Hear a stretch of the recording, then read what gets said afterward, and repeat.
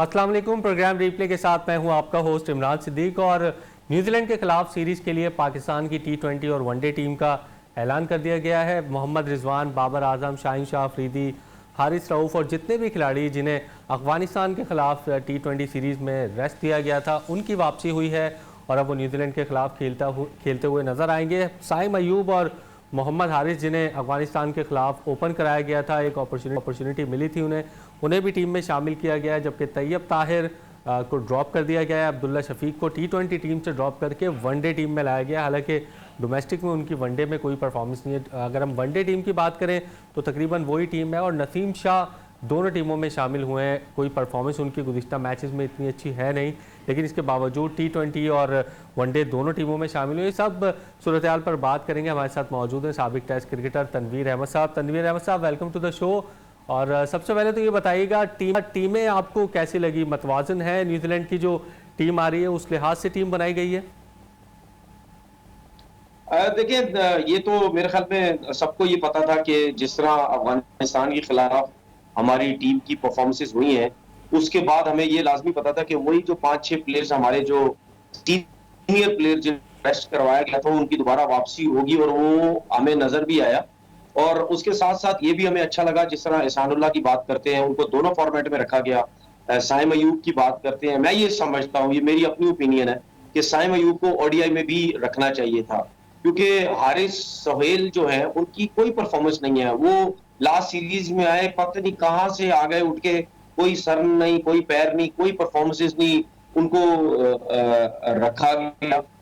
वो middle order के player है, लेकिन अगर साइम अयूब को भी आप रखते तो उससे ये भी आइडिया होता कि एक एक्सेप्शनल टैलेंट, अच्छा टैलेंट है। अगर हम उसको वनडे क्रिकेट में भी खिलाते हैं तो हमें एक अच्छा टैलेंट जो है और नजर आएगा। बाकी आपने जिस तरह नसीम शाह की बात की, उनकी PSL में फिर उसके बाद हम आपने तैयब ताहिर की बात की, उनकी भी कोई इतनी खास जो है वो परफॉर्मेंसेस नहीं थी। तो जिनकी परफॉर्मेंसेस नहीं थी उनको बिल्कुल सही किया, उनको जो है वो टीम से ड्रॉप किया गया। लेकिन मैं फिर एक दफा आमिर जमाल की बात करूंगा। हमारे पास एक अच्छा ऑलराउंडर एक हमें नजर आ रहा है कि वो बैटिंग भी कर सकता है, बॉलिंग भी कर सकता है, क्योंकि हमारे पास जो फहीम अशरफ है, उनके अलावा कोई भी ऐसा हमारे पास प्लेयर नहीं है जो फास्ट बॉलर साथ में बैटिंग भी करता हो। वो एक अच्छा ऑप्शन था अपनी सीरीज में।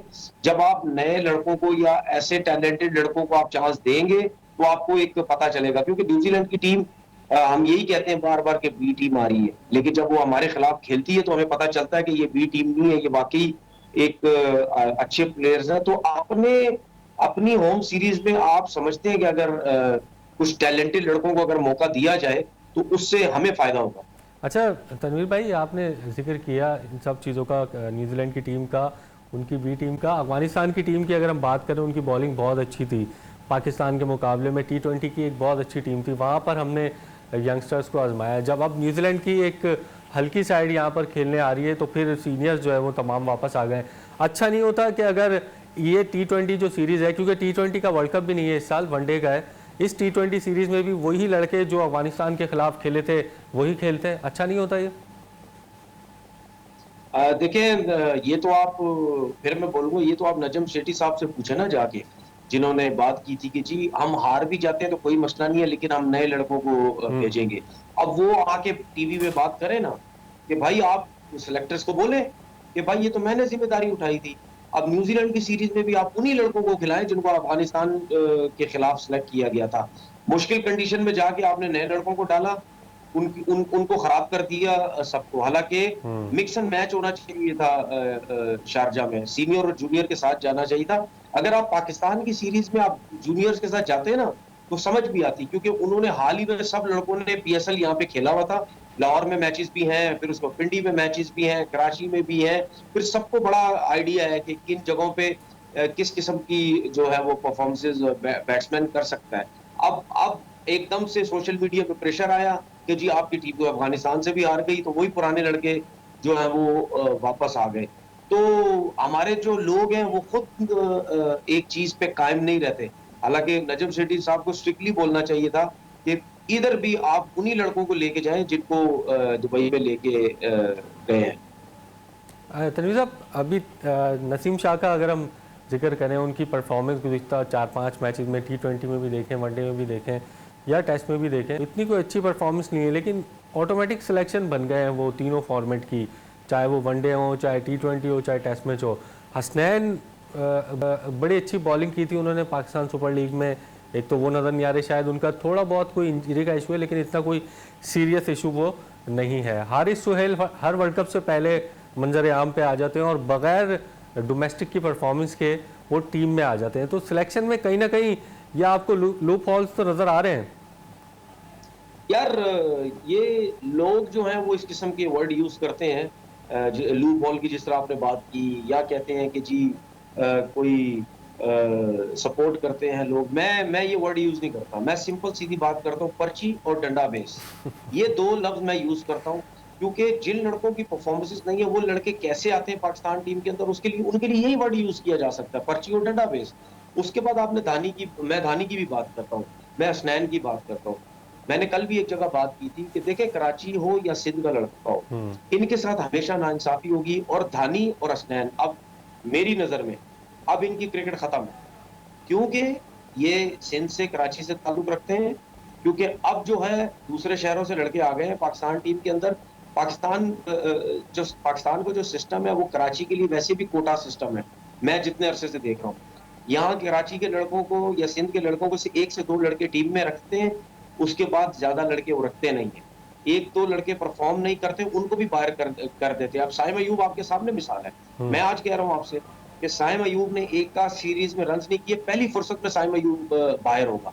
ये अपॉर्चुनिटी ये दूसरे सूबे के लड़कों को ये नहीं देते, क्योंकि जैसा मैंने पहले भी बात की है कि डोमेसाइल जिसका कराची का है या सिंध का बना हुआ है, उनके साथ ये खुलेआम नाइंसाफियां करते हैं।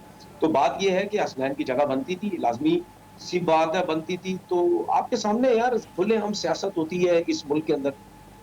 अब्दुल्ला शफीक, 5 मैचेस में डोमेस्टिक की अगर हम बात करें वनडे की, तो 59 रन हैं। अभी T20 में 4 डक्स उन्होंने बनाए हैं, वर्ल्ड रिकॉर्ड बनाया है, और उसके बाद वो T20 से ड्रॉप होकर वनडे टीम में आ जाते हैं। तो ये समझ नहीं आई किसी को भी, ये क्या मंतक है, क्या इसके पीछे राज छुपा हुआ है? यार, समझ के आई नहीं है। समझ, इसमें सिंपल सी समझने की क्या बात है। उसका कराची से ताल्लुक नहीं है, बात खत्म हो गई। जिसका कराची से ताल्लुक नहीं है वो चाहे 10 अंडे भी कर देगा, उसको खिलाया जाएगा। जिसका कराची से ताल्लुक है, वो अगर अपने लिए खेलेगा, उसको बोलेंगे तुम अपने लिए खेल रहे हो, तुम इसको टीम से बाहर करो। जिसका कराची से ताल्लुक नहीं है, वो अपने लिए, उसको बोला जाएगा तुम खेलो अपने लिए, क्योंकि तुम टीम में जगह बनाओ। सर, ये सिस्टम चल रहा है, ये चलता रहेगा और ये खत्म कभी भी नहीं होगा। तो नसीम शाह की बात कर लो, आजम के केस में भी यही हुआ है, आपको लगता है कि कराची वाला सीन?